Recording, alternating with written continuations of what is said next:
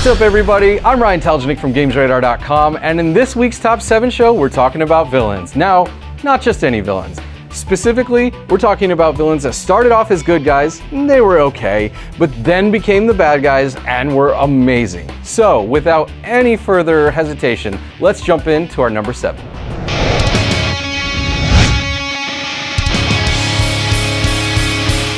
The Castlevania series has been cursed with something, and it's not Dracula, it's that it always has boring human main characters.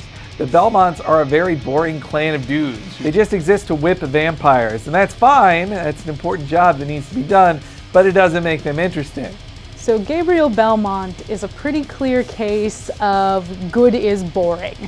He was this really good guy running around trying to defeat all these evil demons so that he could beat back the forces of darkness, but it turned out he was just a pawn all along of Satan. He was like so good, but then he fell so far. Like he became Dracula, the biggest villain of the Castlevania series.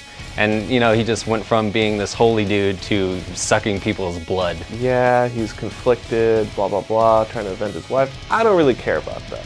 What I do care about is awesome Dracula powers, and that's exactly what he got when he turned to the dark side. I mean, the ability to change into mist, a bat, a bunch of rats, and suck the blood from innocent people, that's just awesome.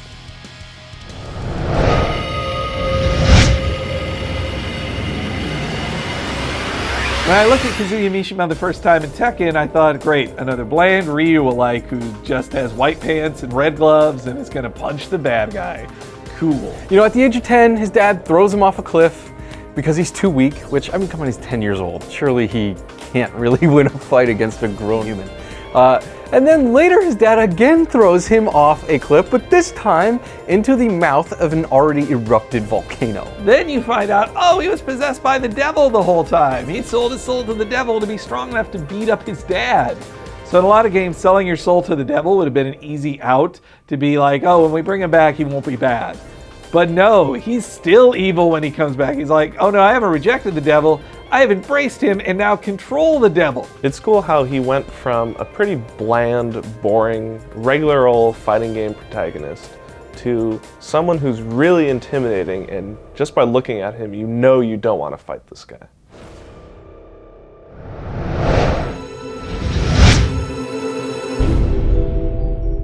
Out of all the StarCraft characters, I think Kerrigan is by far the most interesting, just because she has an actual arc of transformation, whereas all the other characters are kind of stock, you know, hero or bad guy. She kind of walks the line between both, and she's constantly flip-flopping who she's aligned with. So I'm not denying that Sarah Kerrigan isn't a badass when she's a ghost, but she gets way more unique by becoming the first ever Terran Zerg hybrid in her universe.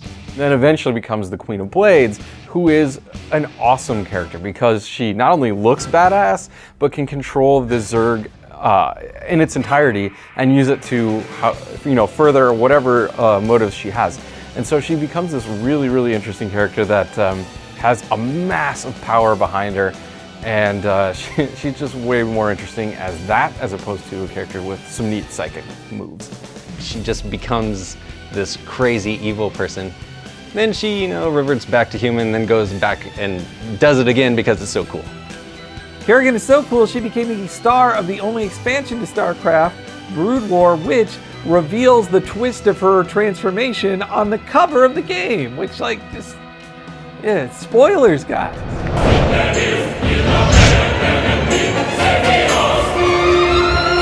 Sephiroth must be the most beloved bad guy in video game history, but he started out as a good guy working alongside Zack and Aerith and all those folks for Shinra.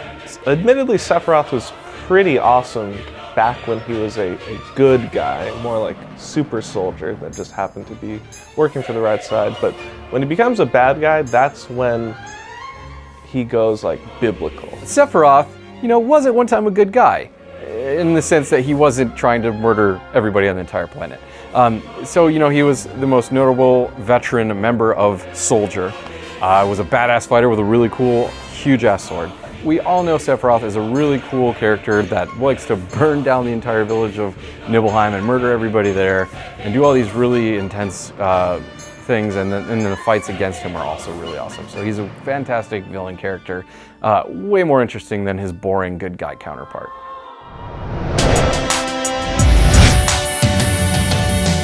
So Dark Souls is one of those games that, or a franchise really, that really embraces this notion of narrative existing through item descriptions and small cues in the world and things like that, as opposed to just blocks of text shoved in your face. And one of the most notable characters to come out of that was Artorias, the Abysswalker. He's just a name that you hear, and you hear that he's badass. You know that he's got this cool sword, you know that he's got this giant wolf, and like that's his friend. And you know anybody that has a wolf friend is gonna be a badass dude. So then, the DLC comes around, you find out that he was this knight that traversed this abyss to conquer evil and save a princess and kill all these evil dudes. And then like he kind of just fell to the dark side. He's like the Darth Vader of Dark Souls. So what makes Artorias so cool is that it's just how far he has fallen. Like all throughout Dark Souls, you're reading about this warrior who was at the top of his game, did everything in his power to stop dark forces. And when you finally do meet him in the DLC, he is just a shell of his former self. It's sad almost to see just how corrupted he has become.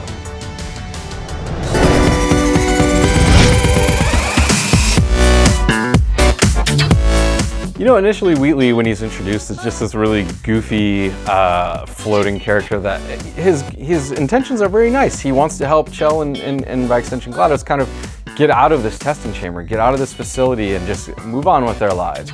But as soon as he's inserted into that machine and GLaDOS is removed and he kind of takes her place to open up all the gates and let them get out, he's corrupted by that, the good old-fashioned I need to test you on everything virus. It's both funny and sad to see him get corrupted by the same programs that messed up GLaDOS, because here's this guy who was originally super sweet, and now he's making your life a living hell just because he was programmed to do that. So you have a guy who was already interesting and very funny, and then add on top of that malevolently evil except too stupid to really be good at it, and you have an even more interesting bad guy. One of my favorite bits is when he makes a hole for you to fall into, and he just goes like, "Oh, aren't you gonna jump in the hole? Come on, oh, come on!"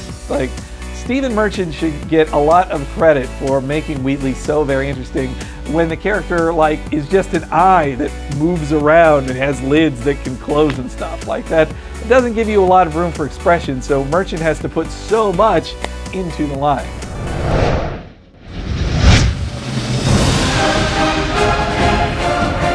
When I started up Warcraft 3, I honestly didn't expect all that much from the story. So when they introduced Arthas, I was like, yeah, right, the blonde good guy. I bet he'll save the world for the humans. Blah. He's this young buck, cocky paladin, eager to impress the order and move up through the ranks, and doesn't always play by the rules. He takes some shortcuts, and he often gets reprimanded by Uther. But I think it's just so cool because you see this transformation of him, more so than any of the other characters on this list. You see this transformation from good guy to bad guy. And it's really long and drawn out, and so what that does is it gives you so much context for why he's become ultimately the Lich King that you can't help but really admire the character development there. Arthas to me is the quintessential fallen hero because of just how deep into madness he sinks.